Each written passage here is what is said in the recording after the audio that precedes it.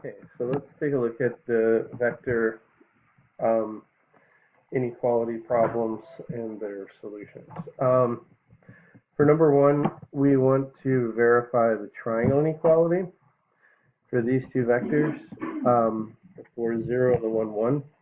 So the first thing we need to look at is the sum of those two vectors.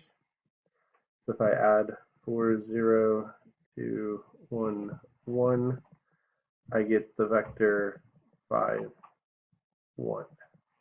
Right, so the magnitude of the sum of those vectors is the square root of 5 squared plus 1 squared.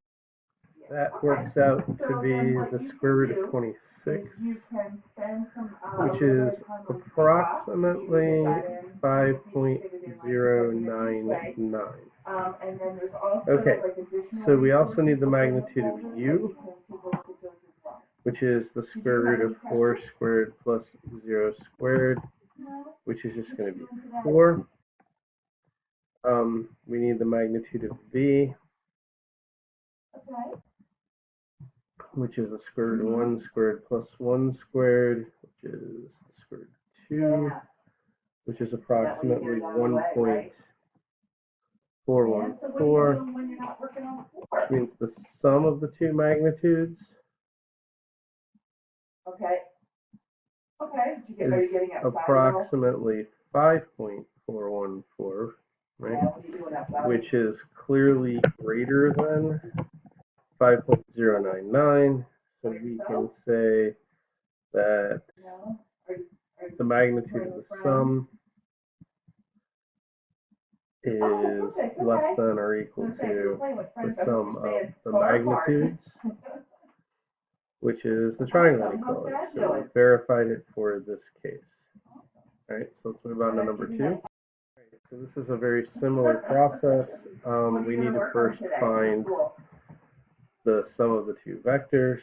So we're going to add the vector 1, 1, 1 to the vector 0, negative 1, 2, which becomes the vector 1, 0, 3. Right, so we need to take the magnitude of the sum here, which becomes the square root of 1 squared plus 0 squared plus 3 squared, which is the square root of 10, which is approximately 3.162. We need the magnitude of u, which is square root of 1 squared plus 1 squared plus 1 squared, which is the square root of 3, which is approximately 1.732. We need the magnitude of v, which is the square root of 0 squared plus negative 1 squared plus 2 squared, which is the square root of 5, which is approximately 2.236. If I add the magnitude of u to the magnitude of v, I get approximately 3.968, which is definitely bigger than 3.162. So we have verified that the magnitude of the sum is less than or equal to the sum of the magnitudes. So that's good for number 2. Alright, so let's look at number 3. This time we're verifying not the triangle inequality, but the Pythagorean theorem. We can verify this. We first have to verify that the dot product of the two vectors, which would be 1 plus negative 1, is 0. So that means that these vectors are somehow orthogonal. So let's now figure out what the sum of these two vectors would be. So we're going to take 1, negative 1, and we're going to add that to 1, 1, and that is the vector 2, 0. All right, so we need the magnitude of the sum squared, which is going to be, no square root because we're squaring it, right? Which is going to be 2 squared plus 0 squared, which will give me 4. We also need the magnitude of u. squared, which is 1 squared plus negative 1 squared, which is 2. We need the magnitude of v squared, which is 1 squared plus 1 squared, which is 2. And this means that this works, right? Because 2 plus 2 is 4. So the magnitude of u plus v squared is equal to the magnitude of u squared plus the magnitude of v squared. So the Pythagorean theorem holds for these two vectors, which are orthogonal. All right, so let's move on to problem number 4. So the first thing that we need to check is that the two vectors are in fact orthogonal. So we take their dot product, that's 12 minus 12 plus 0. That dot product is 0, so we are orthogonal. All right, we have to add the two vectors, right? So 3, 4, negative 2 plus 4, negative 3, 0. That comes out as 7, 1, negative 2. So we need the magnitude of that. So what is the magnitude of the sum squared is going to be 49 plus 1 plus 4, which is 54. All right, we need the magnitude of u squared. So that's going to be 9 plus 16 plus 4. That comes out as 29. We need the magnitude of v squared. So that's going to be 16 plus 9 plus 0, which is 25. 25 and 29 is 54. So we know that u plus v squared is equal to u squared plus v squared. Awesome. So Pythagorean theorem holds for these two. And now we got a couple of proofs to look at. Okay, so in number 5, we're trying to prove that the magnitude of u plus v squared plus the magnitude of u minus v squared should equal 2 times the magnitude of u squared plus 2 times the magnitude of v squared. Now this is a pretty straightforward left to right proof, so you can just start with the left side of the equation.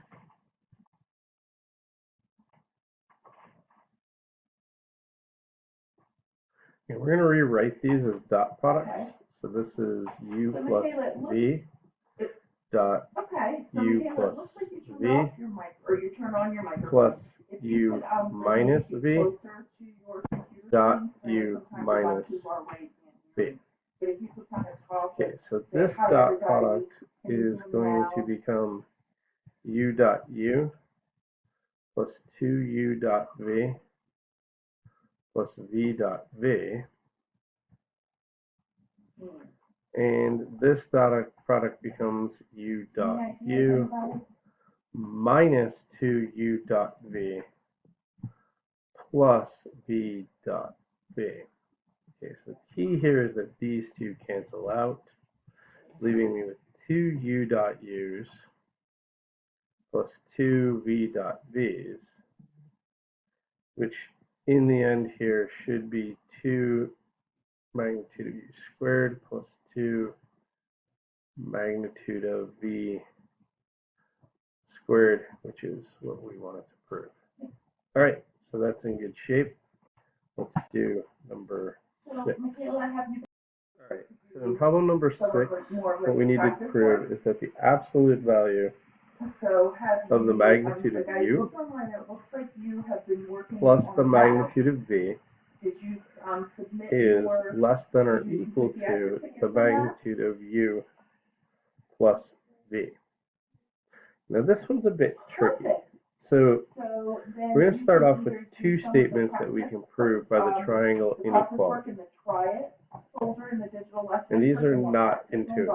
The first one is that the magnitude of u plus the magnitude of v minus u is greater than the magnitude of u plus v minus u. Okay, so that, if you take a look at it, is something that we can show basically by the triangle inequality. Now the key here is that the u and the minus u fall out here. So this is just equal to the magnitude of v. Okay? That's kind of interesting. Statement number 2 is going to be the exact opposite. We're just going to put the v's where the u's are and the u's where the v's are.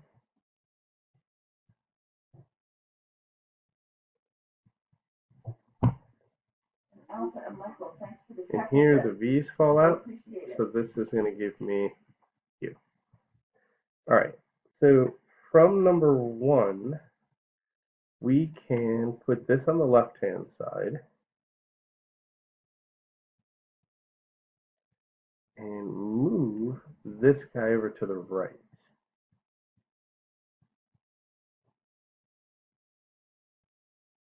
From number 2, we're going to do the same thing. We're going to keep the u minus v,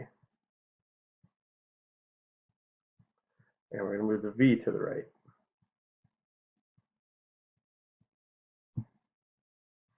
Now, the interesting part is these two things are equal. We know that v minus u is equal to u minus v. All right. So this is interesting. So we know then that u minus v is greater than absolute or magnitude of v minus u, and we also know that magnitude of u minus v is greater than or equal to u minus v, which means that whether this is v minus u or u minus v, this is still greater than that. So if you think that through, it means if I take the absolute value of u minus v, because one possibility of the absolute value is this, the other possibility is this, it's always less than or equal to u minus v magnitude that way, and we have proven it. All right, so sit with that one for a little bit. It's a little bit more complicated than the first proof, but I think with a little bit of thought, you should be able to see how that works out. I hope you're well, and this is the solutions for the vector inequality problems. Thank you.